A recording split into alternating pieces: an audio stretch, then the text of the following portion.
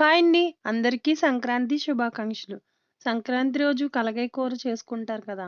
ఆ కలగయ్య కూర అయితే మేము పులుసు చేసుకుంటాం. కలగయ్య పులుసుకి కావాల్సినవి ఉల్లిపాయలు, పచ్చిమిర్చి, టమాటాలు, పెండలం, గుమ్మడికాయ, ఆనపకాయ, వంకాయ, బెండకాయలు, చామదుంపలు ఉంటే చిక్కుడుకాయ కూడా వేసుకోవచ్చు. స్టవ్ మీద గిన్నె పెట్టి మనం కట్ చేసుకున్న కూరగాయలన్నిటిని అందులో వేసుకోవాలి. రుచికి సరిపడినంత ఉప్పు, రుచికి సరిపడినంత కారం, పసుపు వేసుకుని బాగా ఉడికించుకోవాలి. వాటర్ వేసుకుని ఉడికించుకోవాలి. కూరగాయ ముక్కలన్నీ ఉడికిన తర్వాత చింతపండు పులుసుని పిసికి అందులో వేసుకోవాలి. కరివేపాకు, కొత్తిమీర వేసుకుని బాగా మిక్స్ చేసుకుని మరొకసారి ఉడకనివ్వాలి. పులుసు బాగా మరిగిన తర్వాత పిండి, బెల్లం పెట్టుకుంటే పులుసు చాలా చిక్కగా వస్తుంది. టేస్ట్ కూడా బాగుంటుంది. బాగా మరిగిన తర్వాత దాంట్లోకి పోపు పెట్టేసుకోవాలి. స్టవ్ మీద ప్యాన్ పెట్టుకుని ఆయిల్ వేసుకుని జీలకర్ర, ఎండుమిర్చి, వెల్లుల్లిపాయ, ధనియాలు, ఆవాలు వేసుకుని బాగా వేగిన తర్వాత